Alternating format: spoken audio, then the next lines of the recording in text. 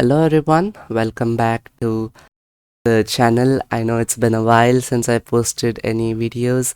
It's partly because I had some stuff going on and yeah, but I'm back now. You can expect a consistent posting schedule. I have a bunch of videos on Neovim, AI, cheat code, whole thing planned out for you guys. So stay tuned for that. Today's video, however, we are going to be discussing my AI workflow for 2024, how I use generative AI for my code editors, how I use Neovim with AI, and how I still love the terminal, and why I'm not switching to a quote unquote AI code editor like Windsurf or Cursor. So let's get right into it. So the reason this video is relevant because I've seen a lot of people and a lot of blog articles talking about why they have switched over to uh, editors like Windsurf and Cursor, all because of their AI integration. Now, what I would like to impress upon you is to really consider if you really want an experience like Windsurf while you're coding. Now, I know that is really beneficial to some people, but especially for people who are more used to the way you do it in Neovim, really understanding your tools, I might not be the best way to go about your workflow. And instead of that, and don't get me wrong, I'm not like a anti AI kind of guy. I love AI, I use it every day in my workflow. However, I do not use it to that level of extent, which would uh, make it okay for me to switch to AI code editors. Instead, I want to show you how you can get that AI experience in Neovim. And now most people will call this partial experience, but in my opinion, this is the superior way to do it because AI is not really getting in the way of you doing things, and it's not integral to what you are doing. Instead, it is exactly what it has to be. It is a co-pilot that is helping you do your code job better. I don't know why I said code job, but roll with it. So this is a video that will be showcasing my complete workflow for 2024. Now I call this AI workflow, but I'll be showcasing my entire tool ecosystem, how I use it, and also some fun little stuff along the way. So with that being said, let's get started. I am on Ubuntu 24.04 running Sway WM for my window manager, which is this pretty little interface that you can see. I use Westterm as my default terminal and Fish as my default shell. The theme that I'm using right now for Oh My Fish is called Robbie Russell. It's a very popular theme, and yeah, so you can get that from Oh My Fish. So yeah, so that was my terminal. Now to move on to my actual coding part, uh, I use a terminal multiplexer called Zellij, which is not really a successor to Tmux, but it works really well for people who already do know Tmux. So I have a custom function called ZLN defined in my fish config that I'll be linking in the description along with all of my dot files that creates a new Zellij session in the current working directory, and the session name will be the directory name. So I press ZLN, and as you can see, I already do have the session. I was working on this a while ago, and each of my Zellij session has, well, 3 tabs: code, exec, and git. Git has lazy git running all the time, which is the only git tool that I use. I do not use the bloated Electron versions. I like a good UI. It's written in Go, it is super fast, and I love it. So this is lazy git. Next is exec, which is like my little uh, scratch pad where I execute commands, do stuff, the whole thing. And my code, which is Neovim 0.10.1 running by default in Zellij. I use a bunch of tooling, some that you might even be familiar with, like Telescope and I know buffer line. I don't use buffer line anymore. Lua line, the Neovim tree, oil, the whole thing. But what I really want to highlight in my Neovim right here is the way I use GitHub CoPilot. Yes, you heard that right. GitHub CoPilot is not just limited to VS Code. You can also use that in Neovim thanks to the wonderful Neovim plugin ecosystem. So let me first show you the most important advantage to using Copilot in Neovim than VS Code. In VS Code, when you want to use Copilot in the current context of your code, you get this little sparkly thing at the start of the line. You go to it, click it manually, then select an option, which let me tell you is very disruptive. In Neovim, however, let's say I switch to a file. Which one do I want to go? Let's say I go to my config.go, the config parser, and let's say I want to write a docstring for the get cmds function, which just returns the commands. It's not that much, but yeah. Oh, by the way, let me also mention I'm working in my repo called X, which is a command line execution tool that I've been working on since the past month. It essentially reads off a config file and executes commands that you mention in it. Pretty cool. So let's say I want to generate a docstring for this. All I do is highlight the current line to take in the context, press leader CCT, and GitHub Copilot generates me a nice little docstring. Now I press GY to yank that and paste it right there. As you can see, get cmds returns a map of commands associated with the parser. Exactly true. Perfect. Right.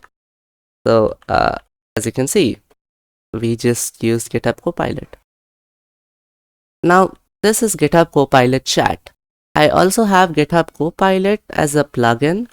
So if I say what else is there in the parser? Okay, so let's say return content returns the content associated with the parser.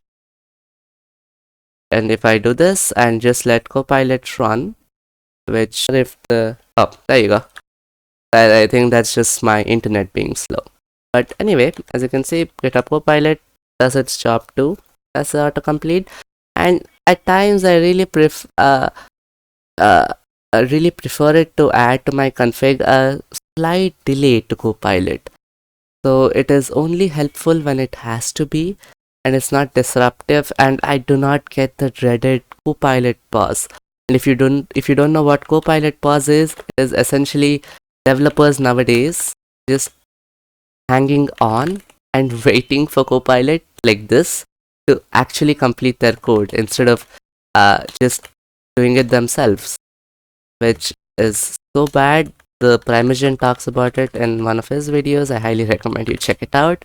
But yeah, this is how I use Copilot and Copilot chat in Neovim.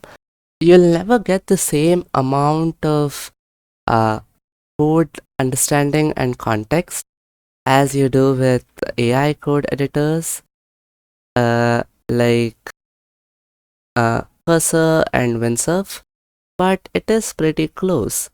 So if I copy this right here and use CC T to open this up in Telescope, and I say explain,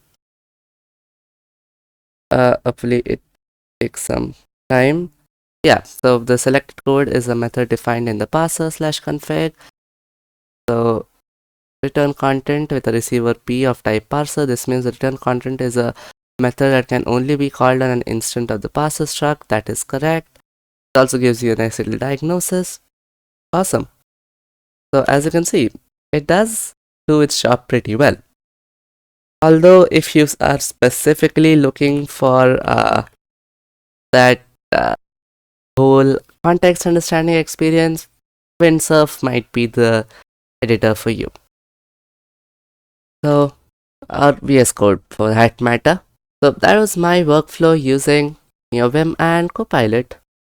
So next up, I can also open up a terminal, and if you have heard of a terminal emulator called Warp, which is really good, you can type in natural language commands instead of full commands, and it will just generate commands for it. It's really good, but that again might be very full blown to what you might need, which is a very simple uh, Copilot suggestions to simple commands. So let's say I do not know how to run a Docker container.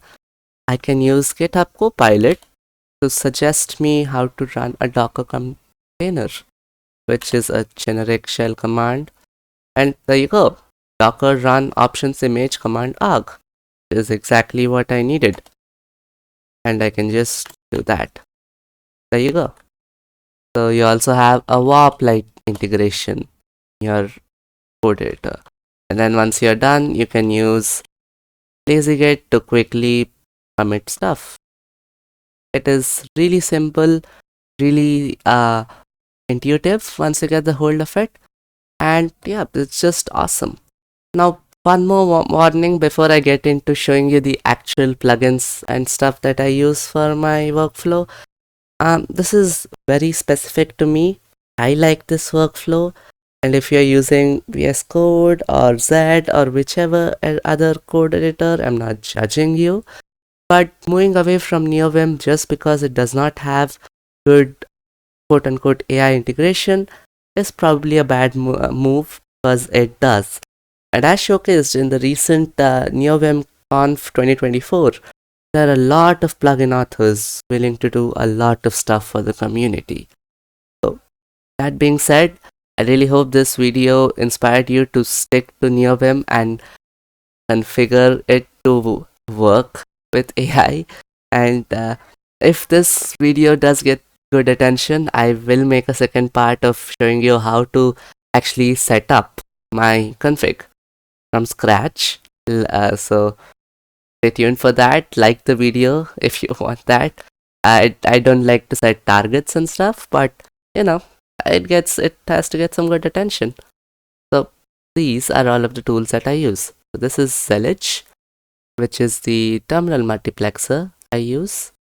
It's pretty good. It's available for Linux and Mac OS. GitHub CLI is the GH CoPilot suggests that you just saw there. Their website would actually do a better point of getting it across. It essentially integrates really well with the GitHub website, so it's really good. I highly recommend you try it out. Next, I also use Ollama here and there for running models locally on my Linux system. I'll be talking about Ollama in a future video. So next up, we have copilot.vim, which is the Copilot autocomplete built by T-Pope, the genius. I highly recommend you use this. It is really good and it just works really well.